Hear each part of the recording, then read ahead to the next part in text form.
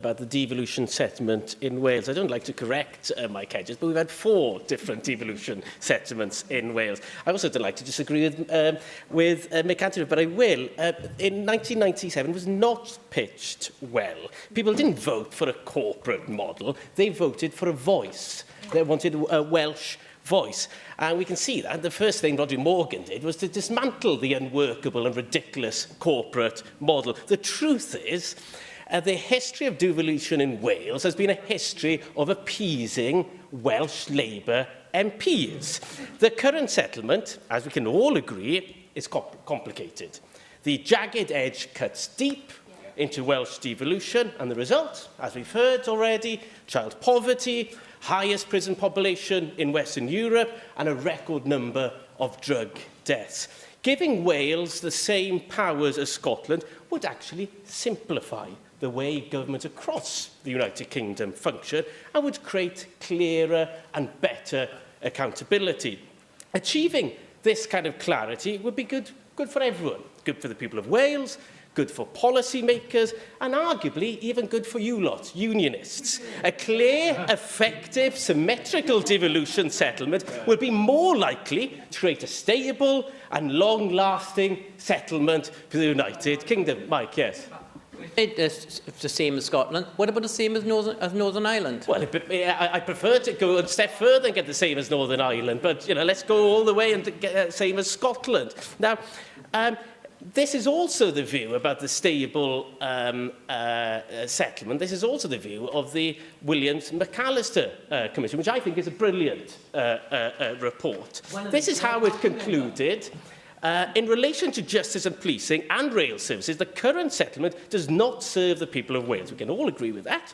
Unless this is addressed, the problems will continue to fester, and it will appear that the United Kingdom government is not willing to listen to reasoned case for change. Reform, therefore, is essential to ensure the viability and stability of the settlement. Do we still have a UK government that's not willing to listen to a reasoned case for reform? Does Keir Starmer, does he look at the same book as Michael Gove and is fed up of experts? A devolution settlement that gives Wales the same devolved powers as Scotland not only provides Wales with the equality and the respect due, but will make it more likely that we have better policy making across the United Kingdom. We heard yesterday in an answer to Rhina Piorwa saying, well, we can't compare ourselves to Scotland because Scotland has different powers from us. But this would make it far easier for us to compare with each other and to have better policy. And it will also make it harder for United Government organisations to forget about Wales, because Wales is the forgotten nation. I'll never forget the former Lord Chief Justice saying that he used to take a map of Wales with him to Whitehall to remind Whitehall of our existence, because we're an afterthought at best when it comes to Whitehall. Will you take an intervention from Lee Waters, who's indicating he wants an intervention? Yes, Lee Waters, an intervention. Thank you, I appreciate it. I think it's a shame you use terms like you lot. I think the history of progress and devolution is when there's been alliances, and I don't think that sort of language helps. But take on the example you used there of rail devolution, because these things aren't often quite as binary as you set out. The reality of if we had rail devolution is we would have a massive liability, a deteriorating asset. And when you look at the future climate predictions and where our railways are at, we are facing massive, massive costs of looking after that. So were we simply to say, give us rail devolution because Scotland's got it, we would end up with an unintended consequence that we'd regret. So often these things are far more subtle than the cartoon character nature of this debate suggests. Well, that wasn't a cartoon character.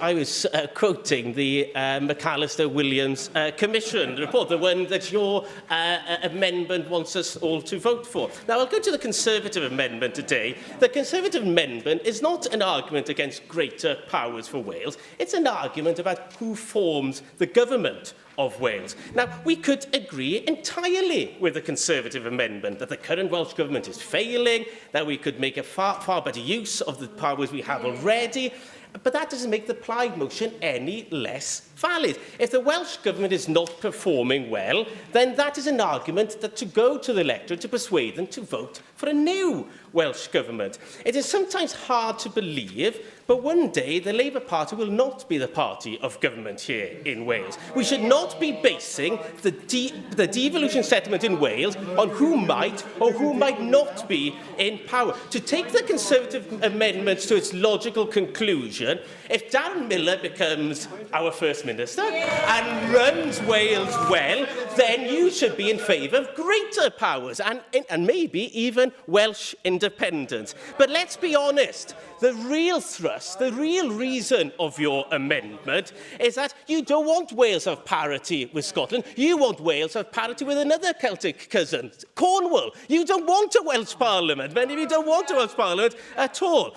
Personalities come and go. Governments change. Whoever says they know what the future holds is a fool. But what we can say is that a clear and effective devolution settlement would make it far more likely that the Welsh Government, regardless of the individuals, regardless of the party or parties in power, has the tools to deliver for the people of Wales. Now, we all heard our Prif Weinidog singing "Things Can Only Get Better" recently. Now, certainly a strong step forward, Prif Weinidog, to making things better would to give us parity with Scotland. Diolch yn fawr.